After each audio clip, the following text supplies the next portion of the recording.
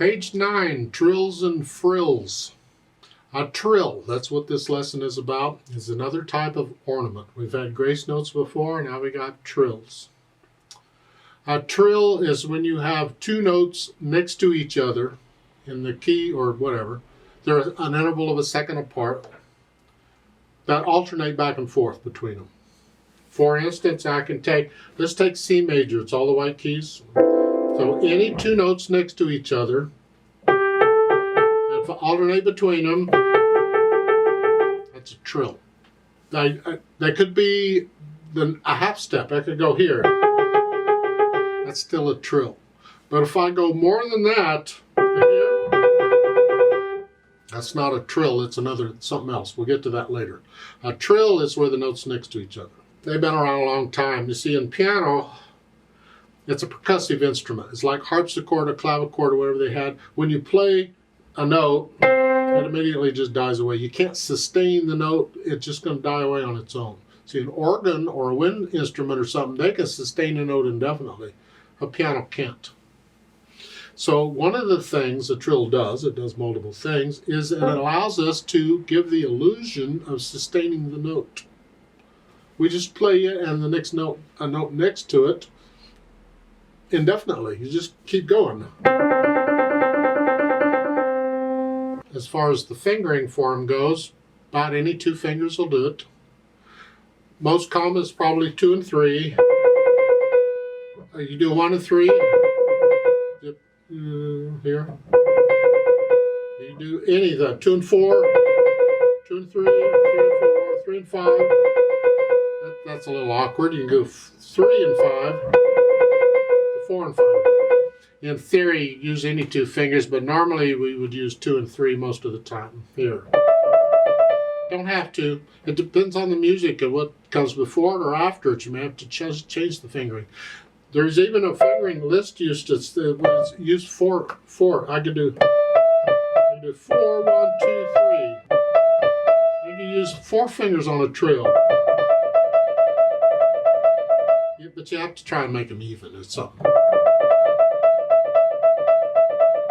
And Liszt would do that on long trills. Nothing wrong with it. I've seen other professionals do it too. I do it on long trills. I'm not a pro, but I do it anyway. For long, on short ones, this is fine. In this lesson, we're using 2 and 3, 1 and 3, or 1 and 2. Thumb is a little awkward because the thumb doesn't work so well. And the second line we have 3 and 4. Again, the fingering, there's different fingerings. You have controlled trills and uncontrolled trills. I don't care for the uncontrolled at all. The uncontrolled is more of a shake, where you're just shaking and you're just playing the note, whatever. You're just I don't care for them. They're uneven. A lot of times the notes don't play. You can tell when a person is playing an uncontrolled trill because they sound yucky, in my opinion. The controlled trills are rhythmic. They're done rhythmically, and that's what we're doing here. And I recommend the controlled. We're doing 16th notes just to do it. And 1 ienda, 2 ienda, 1 ienda, 2. We're just doing a certain number of notes per beat, and that's fine. Chopin used to say, trills, they don't have to be super quick. They have to be controlled, and they have to be even. Don't go faster than that. Because there are people who can really play very fast trills. They're hardly moving at all. They've got that down really well. I wish I could do that. I can't. But we don't have to go that fast. And again, a trill is an ornament, so I'll do that when I do the ornaments, which is when I do the articulation. So at the beginning, I leave out the trills. Let's look this over. It's 2 lines long, treble and bass clef, 3 sharps in the key signature. This is in the key of A major, 3 sharps. So make sure you're doing the scale for A major. And while you're at it, you just as well go ahead and do the minor scale with 3 sharps, and that is F sharp minor. I have scale videos on them. Go do them. The trill exercise is what I'm after on those. And 3/4 time signature. Let's take it one hand at a time, make sure we understand what's going on. A lot of 16th notes. 1 ienda, 2 ienda. Here. 1 ienda. See, because you could have done that here, but in order to do the trill, we can't have fifth finger, so we're changing the fingering here. This way, when we do the trill, we're ready for it. So 1 E and a 2, 1 E and a 2 E and a 3 E and a, and then it's the thumb, and then at the end of the 1, it's a C sharp. They have a 5-3 because we have an E coming up in the second line. That's 3 ledger lines above the step is an E. So we're just getting ready here, and then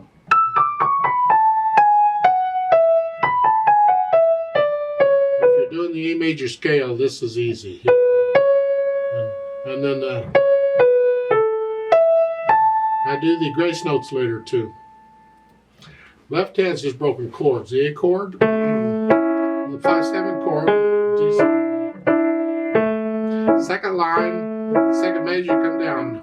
Just reach down. Then up a little bit. Don't forget the G sharp. It's in the key signature. And then here, and they have a 5/5 again. I don't care for that. I'm going to go here 1.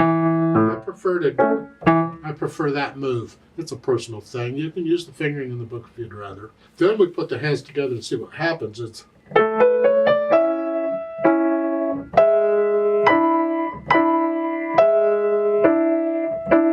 sort of getting the hands together. Then I go back over it slowly and carefully and work out the hesitations. And once I have that, then I add in the articulation and the ornaments. For the articulation, this is pretty connected. The left hand gets the chucks. Connect this, you can't connect that, but connect the first 2 lines. And the trill, go ahead and put them in. They've written the notes out for you, that's okay. 16th.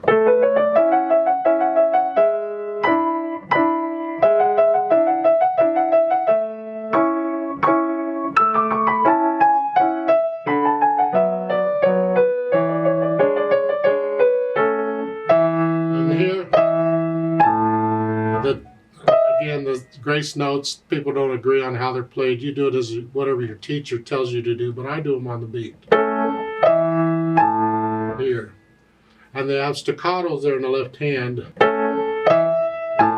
So, don't know why they have staccatos there, but they do. It seems like if I'm going to do staccatos, I do it in both hands. But they don't. It's just the left hand, or whatever. Then the speed. Allegro is fast, but the speed is not always referring to the speed of the beat. It's the overall feel of the piece. So when you have 16th notes like this, it will slow it down. It's not going to be 1, 2, 3 Allegro fast. It's too fast. What is this?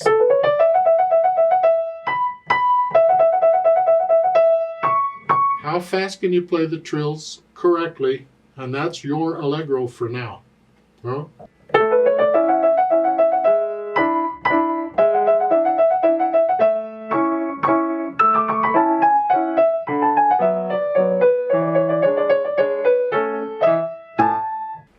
that's fast enough. If you can't do it that fast, slow it down. Whatever your speed is to correctly play it. Or play it correctly, depending on which way you're going, I guess. In other words, don't copy me. You get into mid-natural accents. 1, 2, 3, 1. Exaggerator.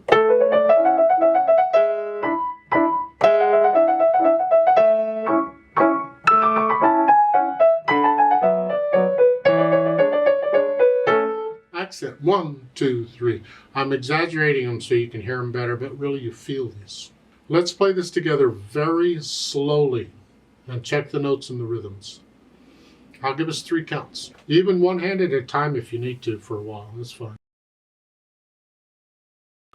1 and ready and go. We end up.